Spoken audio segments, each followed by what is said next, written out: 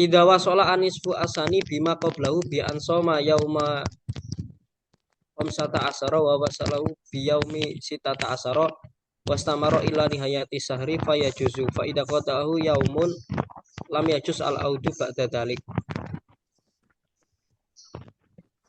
Atau seseorang itu menyambung puasa separuh akhir itu hari tanggal 16 sampai akhir bulan ya.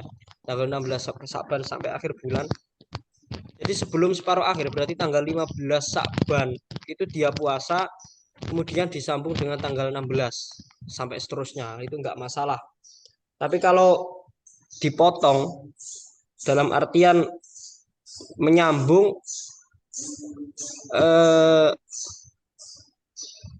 artinya tidak disambung ya. Puasa tanggal 15 terus enggak puasa, terus puasa lagi baru puasa lagi tanggal 17, nah itu enggak boleh. Jadi harus kalau ingin menyambung ya menyambung di antara apa namanya mulai tanggal 15 nyambung ke 16 sampai seterusnya, itu enggak masalah. Karena 15 itu masih belum terhitung separuh akhir. Yang mulai terhitung separuh akhir itu yang 16. Sehingga yang haram itu mulai 16 sampai 30 itu. Kemudian niatu saumi layak fi Ramadan ayakula nawaitu sauma godan faqat bala buddha minat ta'arud li Ramadan. Nah ini dikutip dari kitab Bughyatul Mustarsidin. Di dalam niat puasa Ramadan itu tidak cukup segot. Segot itu lafat niatnya tidak cukup pakai nawaitu sauma godan saja. Tapi harus ada Ramadannya.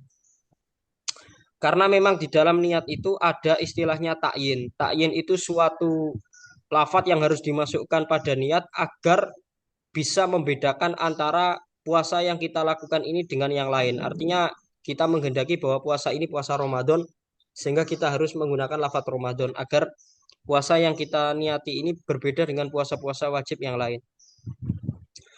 Kemudian aniyatu bil qalbi wala yustaratu atalafudu biha bal yundabu wala yujzi'u anha atasahuru alal mu'tamad wa in qasada bihi ataqwa ala saum walam tina aminatana wuli muftirin khaufal fajri malam yaktur bibalihi asaumat bisifat aladi yajibu ata'arud lahu finiyat. Jadi yang perlu digarisbawahi, niat puasa Ramadan itu yang benar, yang harus dilakukan, itu yang di dalam hati.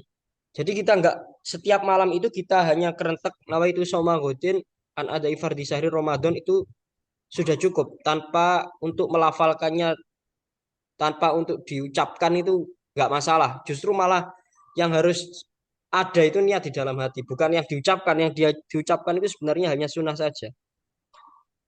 Lah, sehingga karena ada kewajiban untuk melakukan niat, maka seseorang yang tidak melakukan niat, tapi hanya melakukan sahur dengan niatan, dia melakukan sahur dengan niatan untuk kuat puasa besok, atau dia tidak niat tapi melakukan tindakan puasa atau imtinaan muftir, tidak makan, tidak minum, nah, itu tidak cukup, tidak cukup.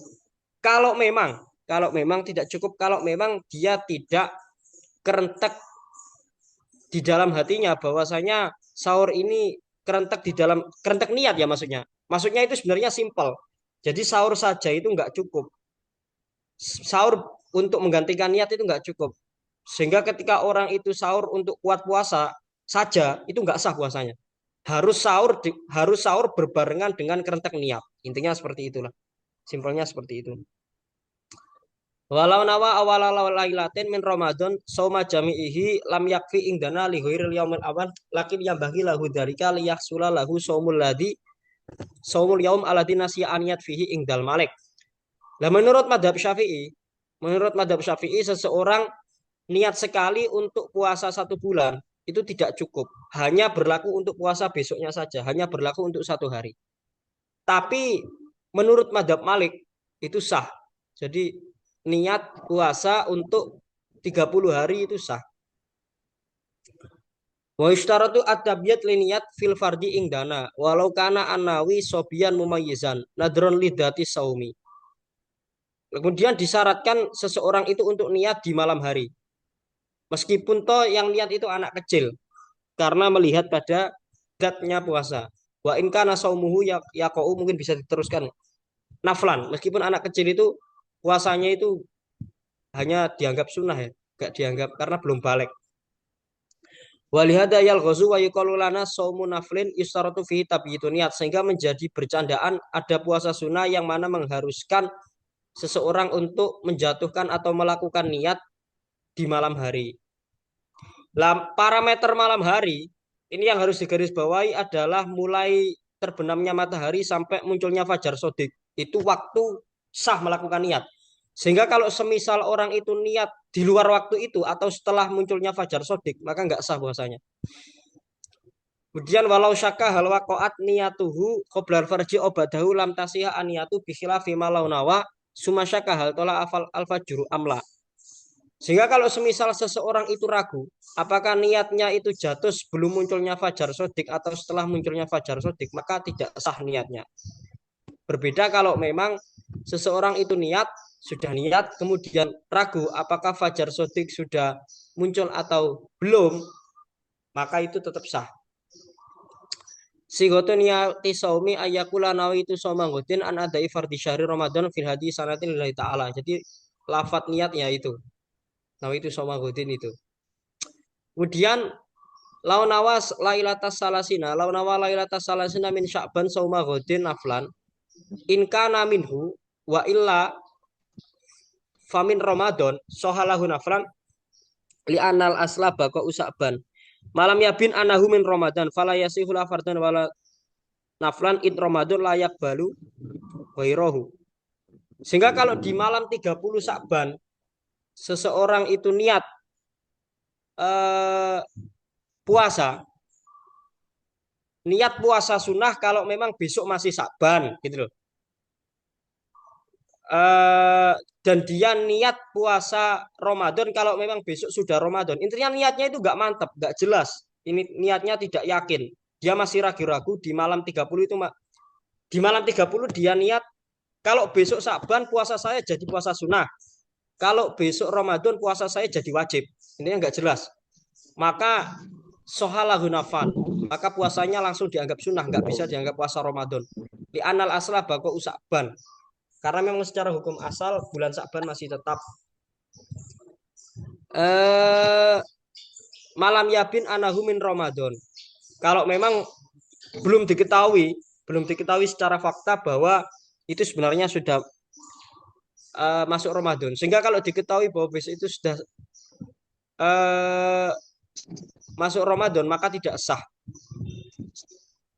Maka tidak sah sebagai fardu, juga tidak sah sebagai puasa sunnah. Alasannya itu Ramadan layak balu ghairahu, karena puasa Ramadan itu tidak bisa menerima selainnya. Maksudnya itu ini orang kan melakukan praktek niat di mana di dalam niatnya itu dia mengumpulkan dua jenis puasa. Nanti kalau besok itu masih Sa'ban, saya jadikan puasa saya puasa sunnah.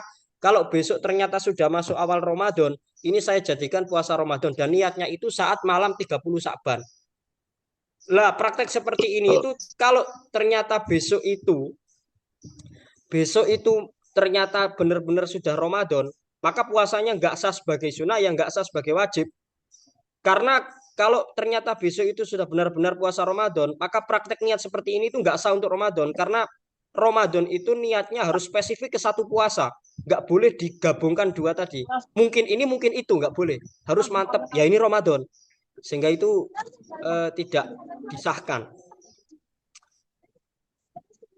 Idza kana min adati ayyasuma yauma salasin au arafa au yaum masnun wa nasiya dalikal yaum wa aftara fi subai suma ba'dalika tadakkaru qabla zawal jazalahu ayyan biya asaum wal imsak baqiyatan nahar wa sahha saumuhu.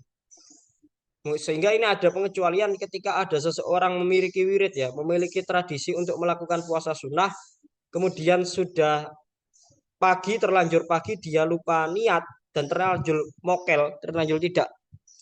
tidak puasa, terus dia ingat bahwa semestinya hari ini dia melakukan kesunahan.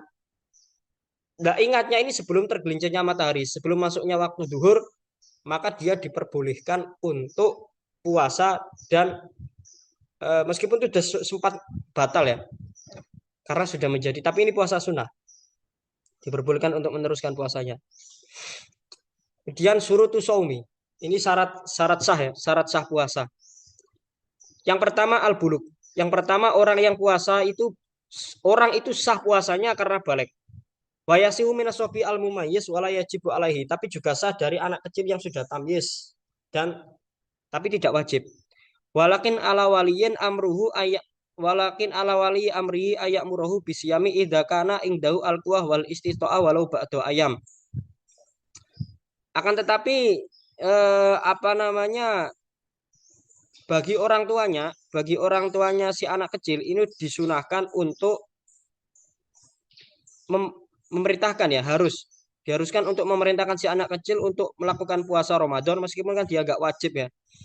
Kalau memang anak itu dirasa kuat, meskipun walau bakdo ayam puasa sampai siang hari atau setengah hari nggak masalah.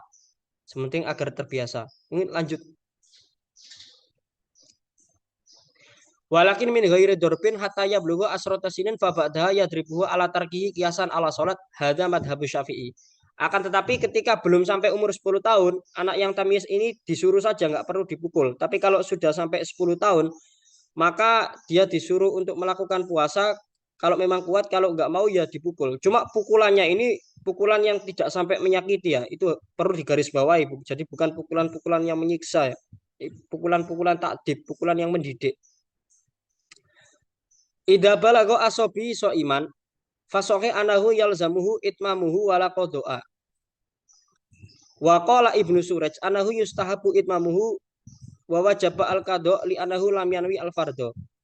Sehingga kalau ada anak kecil yang puasa, terus di tengah-tengah puasa dia balik, semisal keluar mani, maka dia wajib untuk menyempurnakan puasa yang mestinya nggak wajib baginya tadi, tapi dia tidak wajib mengkodoi.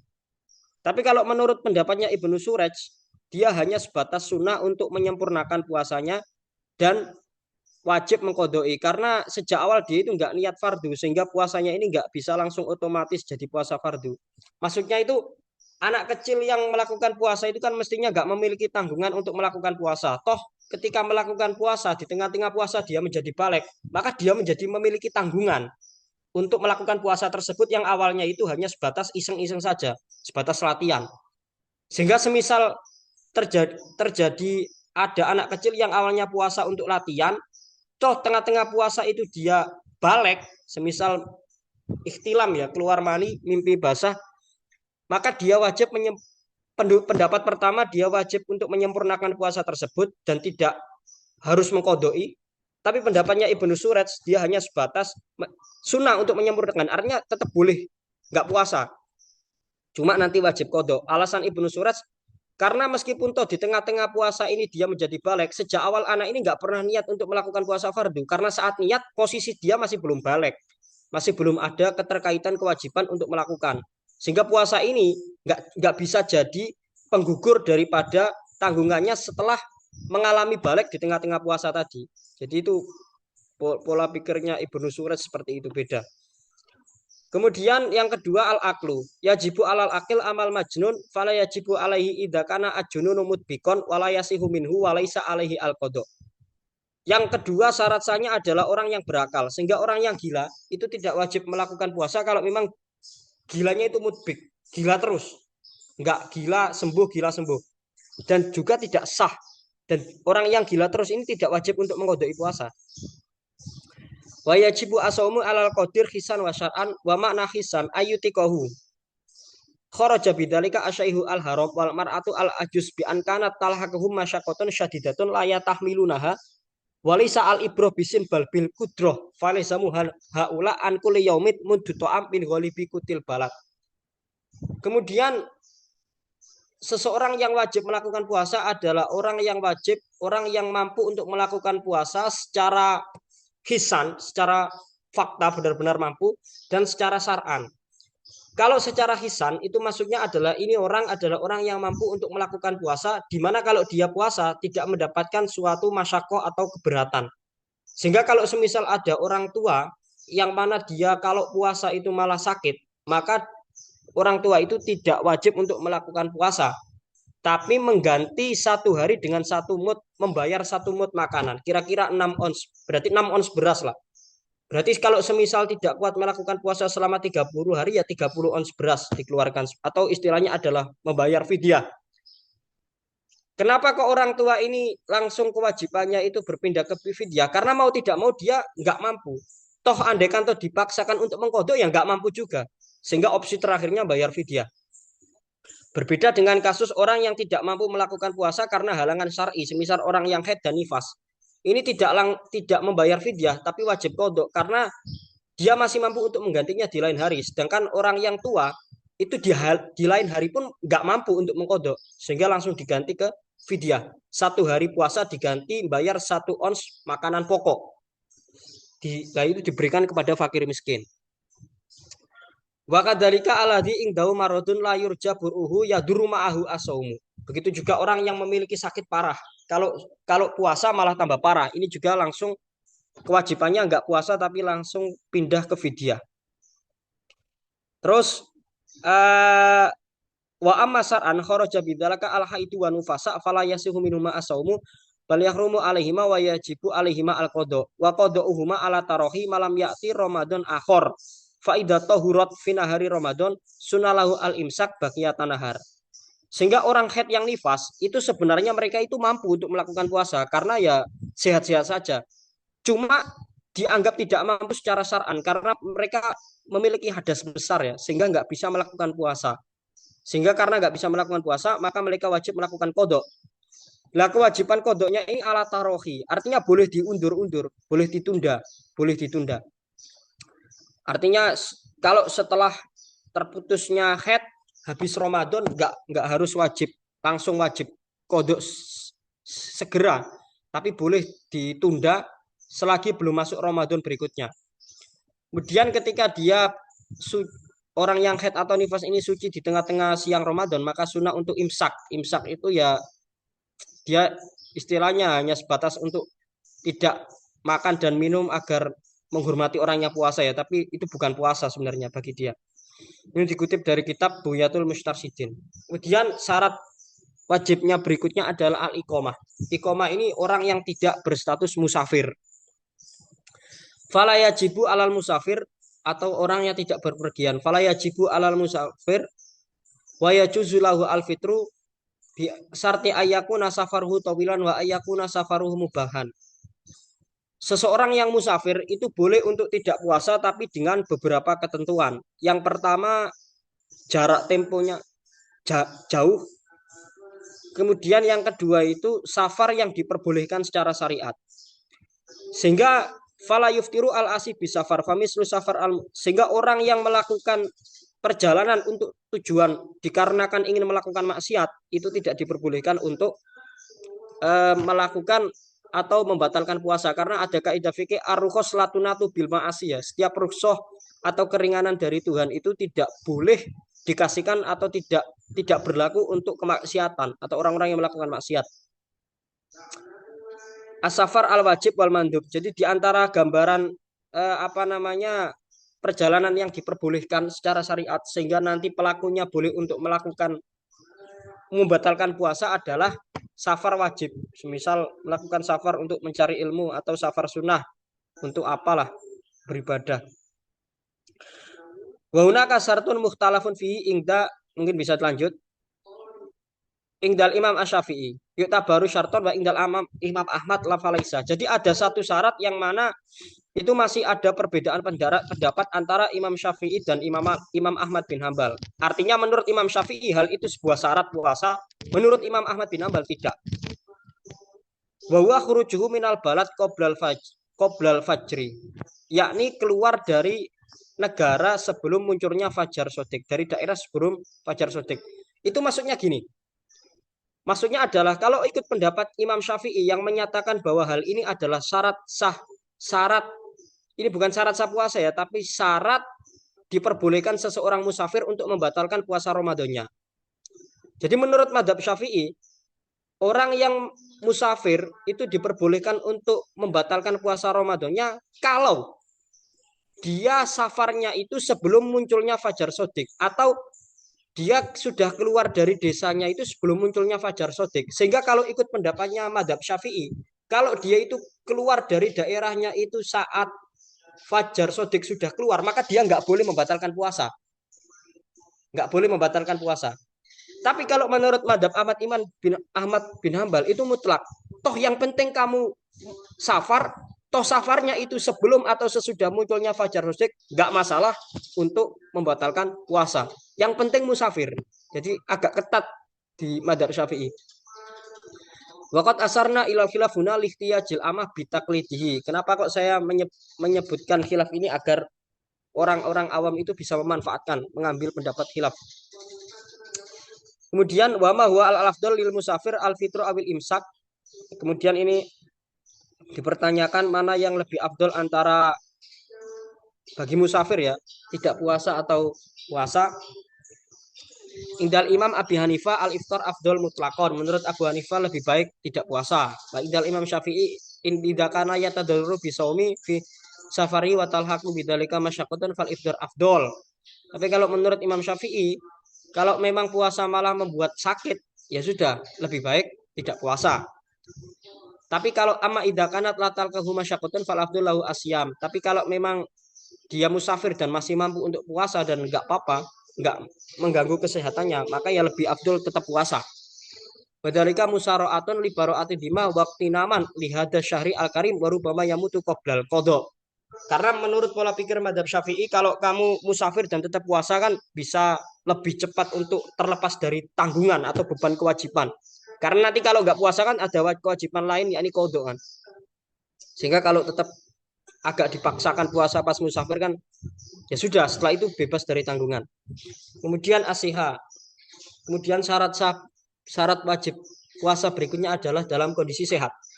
Fal farid fi saumi salah satu aksamin tarotan yakhofu al halak bi khobaril atiba al muslimin asiko. Sehingga orang sakit kalau dipaksakan puasa selama 3 hari itu ditakutkan mati malah. Ini sakit yang parah ya. Fada yajibu lahu al fitru. Jadi orang-orang yang kalau puasa ditakutkan malah menimbulkan kematian, maka harus malah hukumnya harus tidak puasa. Wa tarafan yakhafu ziyadatal marad.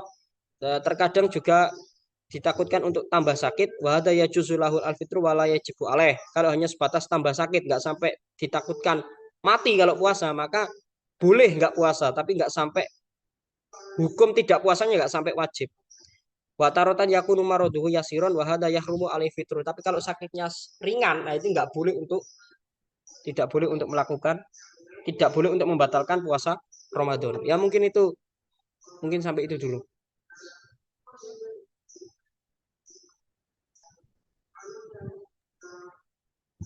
Oke, terima kasih Ustadz telah dijelaskan ini tadi.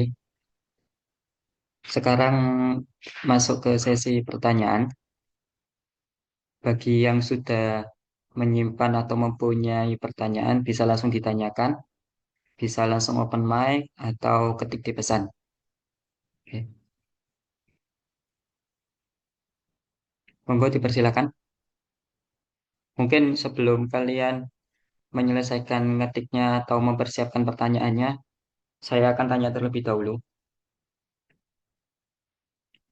Ini Ustadz, terkait tadi niat ya, niatnya yang menggunakan mazhab Imam Maliki, apakah kita sebagai orang yang menganut mazhab Syafi'i itu boleh mengamalkan niatnya Imam Maliki? Karena apa itu ya? Kalau dalam fikih itu kan yang nggak boleh mencampur-campur itu loh, Ustaz.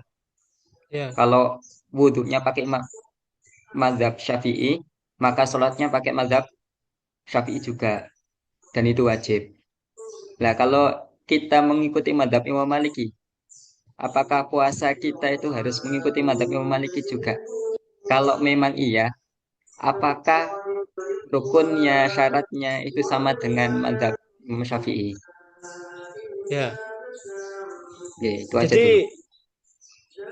gini ya, talfek itu hanya tidak diperbolehkan, menyampurkan madhab itu hanya tidak diperbolehkan untuk orang-orang yang kredibel, orang-orang yang bisa bermadhab. Jadi ini sering menjadi salah paham beberapa santri ya, bahwa bermadhab itu seenteng ikut omongan kiai. Nah itu beda itu. Bermadhab itu tidak seenteng mengikuti omongan kiai. Bermadhab itu kita bisa memahami nusus-nusus imam secara paham betul. Sehingga orang-orang seperti kita itu sebenarnya belum belum ke taraf wajib bermadhab satu madhab tok itu nggak bisa. Justru kita itu masih awam sebenarnya, masih di dalam golongan awam. Sehingga di dalam i'anatul thalibin itu orang yang masih digolongkan kategori awam itu nggak apa-apa melakukan talfek, mencampur-campurkan madhab itu nggak apa-apa. Jadi satu masalah ikut madhab syafi'i, madhab lain ikut maliki itu nggak masalah. Karena ini memang sering menjadi salah paham bahwa ya kalau seperti itu nggak masalah, niatnya madhab maliki terus puasanya versi madhab syafi'i itu nggak masalah. Cuma yang lebih berhati-hati ya tetap setiap malam itu tetap niat. Artinya niatnya tetap versi madhab syafi'i. Artinya talfek itu nggak mutlak haram. Nah ini yang harus digarisbawahi. Yang haram itu sebenarnya tata bu'urukhos ya. Yang haram itu tata bu'urukhos. Tata bu'urukhos itu seseorang mengambil pendapat-pendapat gampang di setiap madhab terus dicampur adukkan agar syariat dia itu gampang. Nah ini yang haram. Tapi kalau melakukan talfek, apalagi bagi orang awam, ini ada legalitas tersendiri karena madhabnya orang awam itu bukan madhab kayak madhabul awam itu madhabu muftihi ya. Yang penting dia ikut kiainya apa ya sudah. Terus intikal madhab bagi orang awam itu nggak masalah. Asal masih di dalam kurun 4 madhab.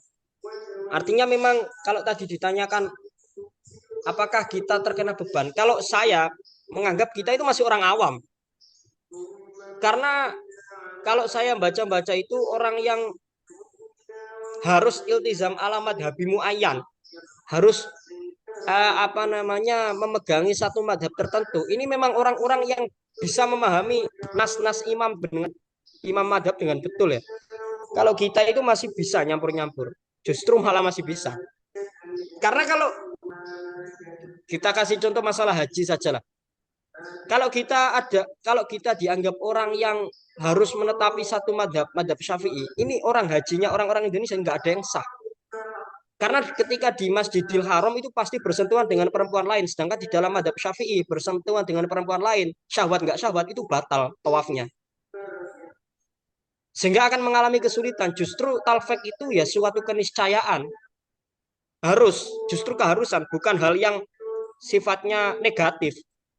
Justru yang negatif bukan ini sifatnya apa ya terbatas. Justru yang bisa menimbulkan orang pada kesulitan itu yang menetapi satu madhab. Artinya memang nggak apa-apa. Kalau dicampur-campur itu nggak masalah. Masih yang penting masih di dalam madhab 4 ya.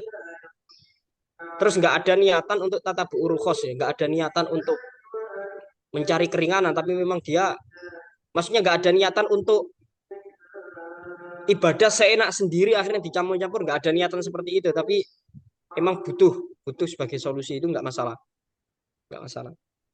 Ya mungkin itu. Oke, saya mau follow up dulu Ustaz. Ya, Eh, Kalau ingin saya pelajari itu ketika di MA itu memang talfik itu nggak gimana ya? Talfik itu tidak diperbolehkan ketika itu suatu dua perbuatan itu ada hubungannya. Misal apa? Wudhu sama sholat. ya, Itu kan dua-duanya itu kan ada hubungannya ya. Ada hubungannya ya, nyambung. Kalau wudhunya pakai madhab syafi'i, berarti sholatnya harus pakai madhab syafi'i. ya. Kalau wudhunya pakai madhab maliki, berarti sholatnya pakai madhab maliki dan seterusnya. Nah, itu yang saya tahu. Berarti ini memang kalau kita sebagai orang awam itu secara mutlak nggak apa-apa talfek gitu ya. Nggak apa-apa. Gini loh, yang haram itu tata bu'urukhos. Oh, oke. Jadi itu dua bahasa yang sering orang-orang itu kebingungan. Jadi tata bu'urukhos itu dia sengaja untuk mengumpulkan pendapat mudah-mudah di masing-masing madhab, dia campurkan. Nah, itu yang nggak boleh. Tapi kalau dia berpindah madhab dalam permasalahan lain, satu masalah dia satu madhab, masalah lain madhab lain, itu masih nggak masalah. Artinya tadi kalau ada gini loh, memang seseorang yang ahdu bil madhab atau mengikuti satu madhab tertentu itu memang wajib untuk mengikuti aturan-aturan madhab itu.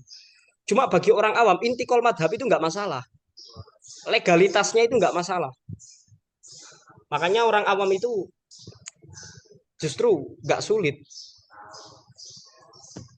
Jadi apa ya, idealisme untuk menetapi satu madhab di dalam dua ibadah yang masih berhubungan ini nggak berlaku untuk orang awam atau nggak harus. Dan itu nggak dikatakan tata burukhus juga karena memang bukan bermaksud untuk ngentengkan tapi memang kan sebagai solusi kan. Contoh kalau masalah niat tadi kan lupa ya, agar tidak lupa. Karena kalau konsekuensinya memang fatal sekali kalau nggak niat per malam terus nggak pakai niatnya Imam Malik, puasanya nggak sah. Sudah nggak sah wajib imsak juga. Ya mungkin itu. Ya, terima kasih Ustaz. Ini ada pertanyaan dua ya. Saya bacakan satu persatu dari Rumi ini. Laki-laki atau perempuan nggak tahu. Ini, kalau lagi puasa terus masih pagi, sudah lupa. Akhirnya makan dan minum sampai kenyang. Setelah sadar, karena merasa puasanya sudah tidak sempurna, dia memilih membatalkan puasanya sekalian. Itu hukumnya gimana ya? Ya Haram itu atau hukumnya boleh? haram. Apa? Kalau di dalam madhab Syafi'i itu ya sebatas haram dan wajib kodok. Jadi ifsadus saum dengan selain jima itu haram tapi hanya sebatas dosa. Tapi kalau madhab Malik wajib kafarot. Itu tinggal dipilih saja. Ya itu nggak boleh itu. Kan sudah ingat harusnya diteruskan. Karena puasanya itu masih sah sebenarnya. Andai kata nggak dibatalkan sekalian itu masih sah puasanya. Karena dia ingat. Kalau misal orang awam itu kan nggak tahu hukumnya itu, Ustaz. Berarti apakah tetap haram gitu loh? Iya, kan bisa konfirmasi. Gini loh, orang awam punya kewajiban untuk belajar. Sehingga ada perbedaan antara orang awam sama ahlul fatroh. Kalau ahlul fatroh itu nggak punya sarana untuk belajar, makanya contoh-contohnya orang yang nggak mukalaf, nggak kena beban hukum, itu mesti dua contohnya. Kalau nggak dia tinggal di pucuk gunung, ya ba'i dan anil ulama. Dia jauh dari ulama, sehingga nggak bisa mengakses informasi tentang hukum. Sehingga dia andaikan toh ngawur, itu nggak dosa. Tapi kalau orang awam jenis-jenis seperti ini, itu nggak bisa menghela seperti itu. Karena akses informasi sudah sangat besar. Jadi dia yang dosa double malah. Pertama nggak mau belajar, kedua ngawur. Jadi itu nggak bisa gini loh, rukso untuk orang awam itu nggak bisa diberlakukan ketika orang awam itu hidup di tengah-tengah masyarakat yang mana akses informasi untuk mendapatkan keilmuan Islam itu mudah sekali, tapi dia nggak mau. Itu nggak bisa dimaafkan itu. Makanya istilahnya adalah jahil ghairu ma'dur. Orang bodoh yang tidak dimaafkan kesalahannya. Berbeda dengan orang-orang yang ada di pucuk gunung atau suku Eskimo lah, yang sulit untuk mengakses informasi soal Islam. Ini jahil makdur. Sehingga orang-orang yang dikategorikan jahil makdur ketika melakukan ibadah yang salah itu masih dimaafkan. Bahkan ada yang mengatakan mereka toh andaikan toh nggak masuk Islam itu bisa selamat karena memang yang namanya orang kafir itu ya dia dikasih informasi menolak. Kalau nggak dapat informasi Islam sejak awal, ya nggak bisa dikatakan kafir. Nah, itu dua hal yang berbeda. Artinya untuk gimana ya? Nggak bisa pendapat-pendapat ini itu dibantah dengan orang awam itu kan nggak tahu hukumnya itu nggak bisa. Di zaman ini tuh nggak bisa karena sudah banyak sekali akses untuk mengetahui hukum. Bahkan orang yang nggak modok pun bisa sekarang, bisa pinter lah. Ya mungkin itu. Oke, terima kasih Ustadz. Kepada siapa ini? Rumi. Apakah sudah terjawab pertanyaannya ya? Ya dosa ya, hanya sebatas dosa ya. Mungkin ada follow up dari Kak Rumi.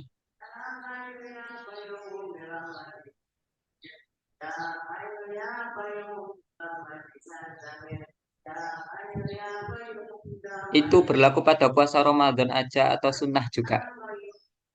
Kalau sunnah nggak dosa dibatalkan.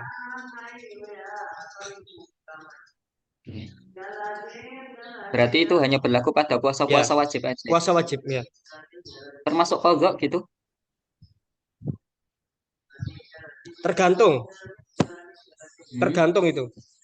Kalau kalau intinya kalau Ramadan sudah pasti. Kalau kodok permasalahannya masih runyam lagi itu. Karena beda-beda. Ya, insya Allah ini sudah aman ini, Mbak Umi. Kemudian pertanyaan dari Kak Nurul Amirah Awaliyah. Izin Ustadz, saya ada pertanyaan. Kalau dalam madhab Syafi'i, untuk perkara musafir, apabila ia mampu dan tidak menemukan kesulitan, maka dianjurkan untuk berpuasa. Lalu bagaimana dengan orang puasa akan mendapatkan rukhsah dan sebaiknya kalau ada rukhsah itu diambil karena ada bentuk kasih sayangnya Allah. Ya ya, mak ya saya paham itu maksudnya. Jadi gini, rumusan hukum yang dipaparkan Imam Syafi'i itu jangan dibenturkan bahwa orang itu seakan-akan meninggal rukso. Nah, itu dua hal yang berbeda. Jadi tinggal apa mengambil rukso itu bagus. Artinya ini dua hal yang nggak perlu dipertentangkan. Andai kan toh dia ngotot nggak puasa demi mengambil rukso itu bagus. Cuma pola pikir yang dipaparkan oleh Imam Syafi'i adalah kenapa kok dia harus tetap puasa? Agar kalau tadi musaro atau libaro dima itu istilahnya adalah intinya kalau kamu musafir masih kuat terus melakukan puasa ini enak. Nanti kamu sudah nggak wajib kodok lagi. Sebenarnya hanya apa ya yang ingin dijelaskan Imam Syafi'i itu hanya seperti itu. Bukan kok kita melakukan puasa itu ketika musafir sama saja menentang rusa Allah. Nggak seperti itu. Tapi itu dua hal positif yang bisa kamu pilih dan nggak perlu dipertentangkan. Artinya, toh andai kan orang itu tetap tetap ngotot untuk puasa agar apa namanya dia terbebas dari tanggungan kodok nantinya ya bagus juga. Toh andai kan dia ngambil rusuhnya itu ya bagus juga. Jadi bukan hal yang harus dipertentangkan itu. Bukan kok enggak. Ya, paham saya maksudnya itu. Ya mungkin itu. Oke, gimana Mbak Nurul Amirah? Apakah ada follow up? Oke, Alhamdulillah sudah terjawab. Kemudian pertanyaan selanjutnya, apakah ketika kita ngabuburit ngelihat wanita yang nggak menutupi aurat itu bisa membatalkan puasa? Karena kan sekarang udah hal biasa wanita nggak menutupi aurat saat Ramadan ini ya.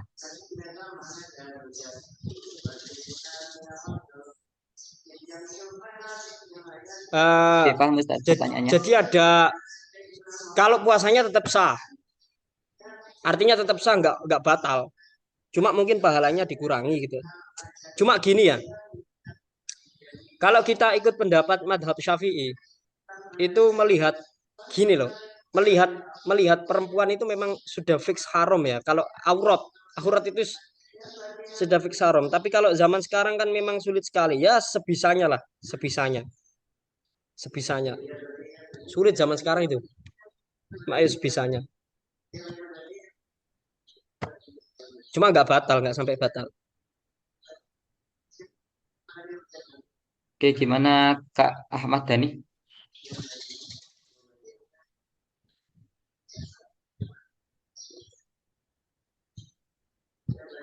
Ini ada tambahan ini. Apakah juga masuk ke yang namanya li'amatil balwa? Oh iya ya. Jadi gini ya, permasalahan umumul balwa itu biasanya memang konteksnya itu di dalam hal-hal yang hal najis. Contoh ada daerah yang di situ itu banyak sekali tikusnya sehingga bak air mandi itu mesti ada kotoran tikusnya. Nah itu makfu karena umumul balwa sudah umum di situ. Lah apakah zaman sekarang perempuan sudah di mana-mana itu sudah menjadi umumul balwa? Ini saya karena kalau di dalam madhab Syafi'i memang melihat perempuan lain dengan tanpa adanya hajat, melihat dengan tanpa adanya hajat itu haram kalau madhab Syafi'i. Tapi menjadi halal kalau ada hajat. Contoh, kita mau beli takjil dan pedagangnya perempuan. Mau nggak mau kita lihat orangnya kan. Nah ini nggak masalah. Nador konsepnya itu nador lil muamalah atau melihat perempuan dengan tujuan interaksi sosial, hubungan sosial, jual beli atau murid dengan guru atau apalah. Intinya ada negosiasi atau apa ini nggak masalah. Tapi kalau nggak ada hajat, Ini memang nggak boleh, secara hukum asal memang nggak boleh, haram. Cuma kalau dikatakan umumul balwa itu saya, ya, andai kan dikatakan itu belum bisa menjembatani bahwa terus boleh melihat perempuan seenaknya, itu garis bawahnya.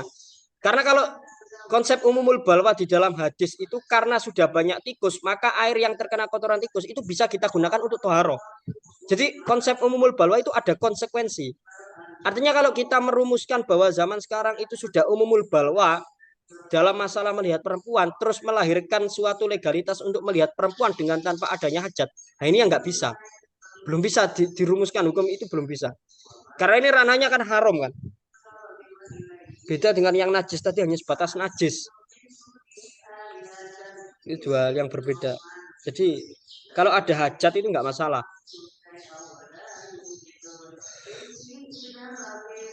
Gimana ke Ahmad Dhani? Apakah ada pertanyaan follow up atau tambahan?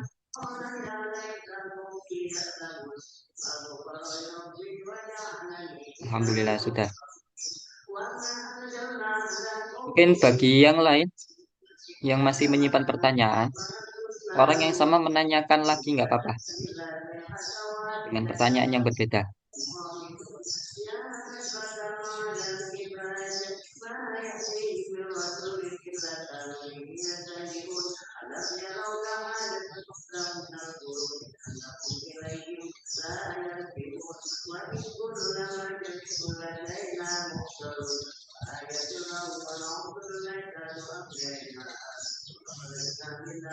Oke, kalau gitu saya yang tanya lagi. Nggak apa-apa dah. Ya, Sebelumnya saya pernah dengar ada seseorang yang mengatakan, misal ya, perempuan itu sudah berpuasa, kemudian di tengah hari, dia ini itu tiba-tiba keluar darah haid. Nah, dia itu kan berarti kan sudah batal ya. ya, Nah, dia ini itu disarankan untuk membatalkan dengan minum lagi atau makan sedikit, itu udah kemudian batal. meneruskan, ya udah batal, bentar, meneruskan puasanya sampai maghrib agar dia itu bisa mendapatkan pahalanya orang puasa. Ini bukan perkara batalnya, ini Gini ya. puasanya ini tadi tuh. Jadi ibadah itu nggak boleh seenak udel ya. Artinya orang yang head itu memang secara, jadi kalau kita membahas masalah usul fikih, di dalam usul fikih itu ada kaidah an-nahyu ya dulu ala fasadil manhi anhu. Suatu larangan itu kadang menunjukkan bahwa perkara yang dilarang itu batal. Lah puasanya orang head itu dilarang karena memang batal. Secara datia itu batal. Jadi nggak bisa dipaksakan dengan embel-embel nahan diri biar dapat pahala atau apa. Mungkin dia bisa dapat pahala dari menghormati orang puasa, tapi tidak dapat pahala puasa. Nah itu dua hal yang berbeda. Nggak bisa karena itu memang sudah batal. Sudah batal. Tapi ya aneh juga orang itu. Harusnya kan senang mokel, nggak puasa. Ya Ya, nggak mungkin, bisa. Nggak. ya Kalau dapat mungkin pahala mendapat. puasa nggak bisa. Oh, oke. Nggak bisa. Soalnya Karena kalau memang orang awam itu kan mendengarkan kiainya atau gurunya mengatakan seperti itu kan manut-manut aja biasanya. nggak, itu yang dimaksud kiainya ini bukan kok pahala puasa itu. Itu bahasa Hmm. pahala menghormati orang puasa.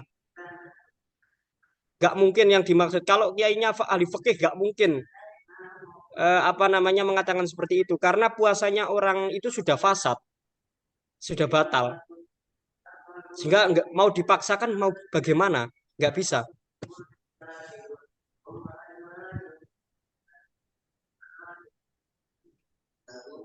Ya, alhamdulillah ada terjawab. Mungkin dari yang lain, ada yang mau menyampaikan pertanyaan?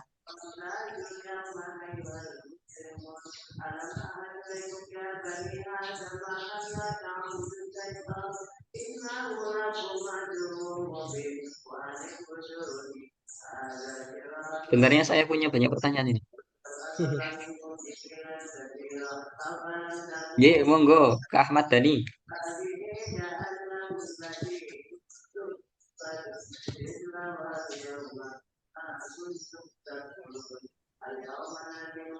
Bismillah.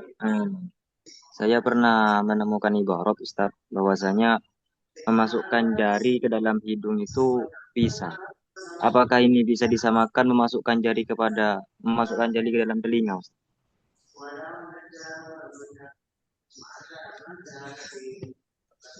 Memasukkan ke, jadi apakah termasuk membatalkan puasa gitu ya? Iya, Ustaz.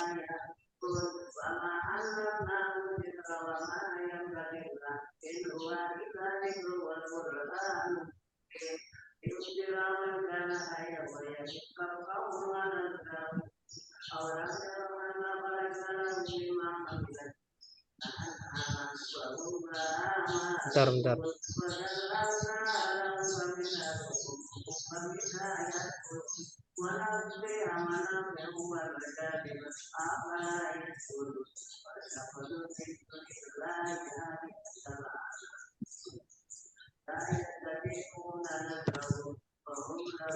Masalah memasukkan barang ke perkara ya, kebolongan.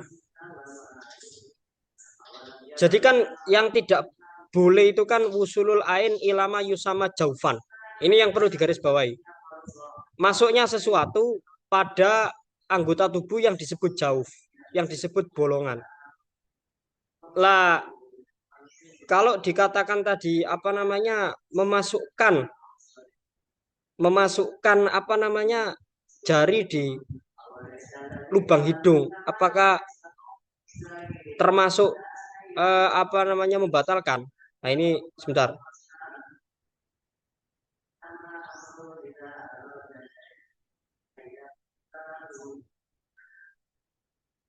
Coba itu yang apa namanya ibarat yang mengatakan bahwa memasukkan jari itu kalau ada dibacakan. Kalau ada ibaratnya.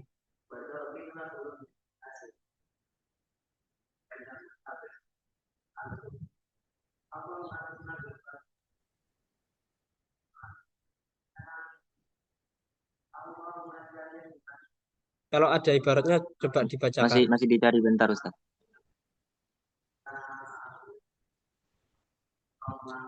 Eh Ini, Ustaz.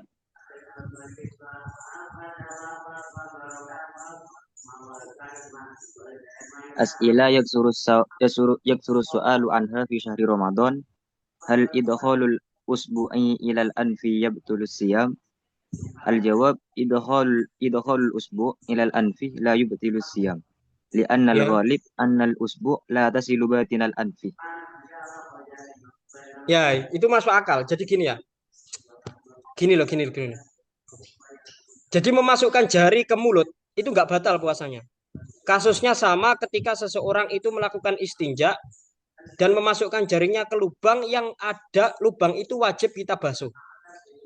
Sehingga yang membatalkan puasa adalah memasukkan jari kepada sesuatu yang disebut batin. Tapi kalau sesuatu meskipun toh itu masih di dalam lubang tapi masih dihukumi zohir, maka itu nggak membatalkan puasa.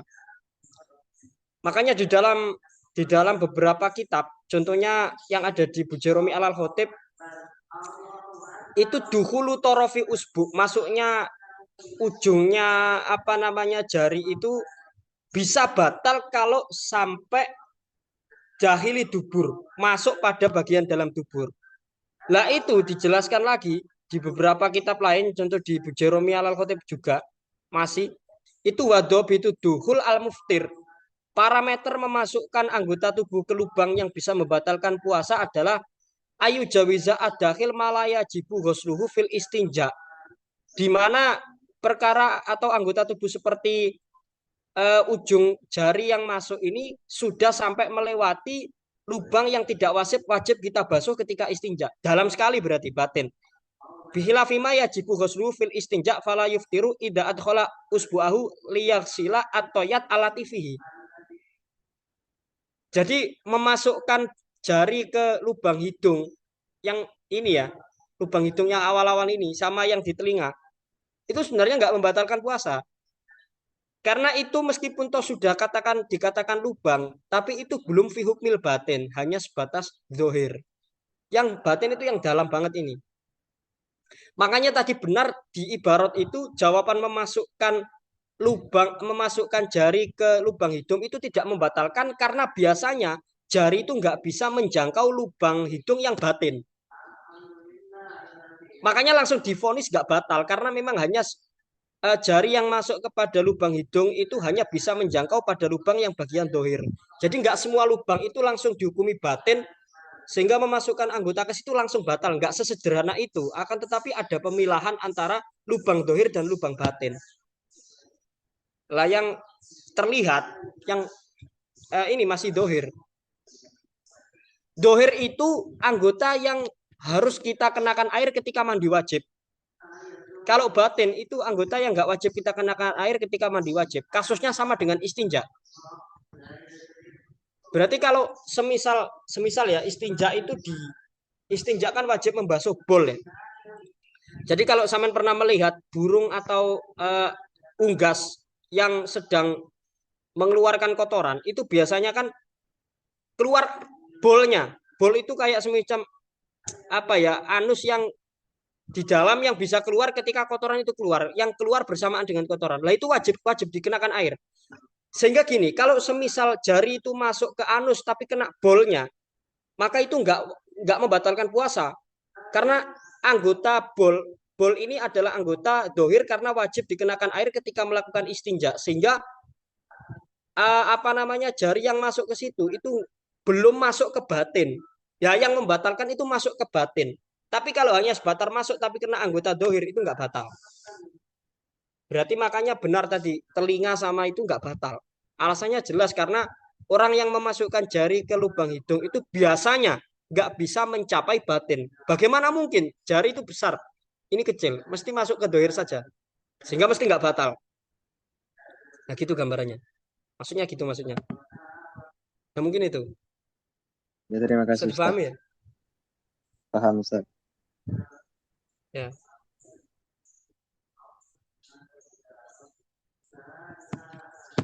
Ya mungkin itu yang bisa Ya, saya jawab. Alhamdulillah pertanyaan-pertanyaan tadi sudah dijawab.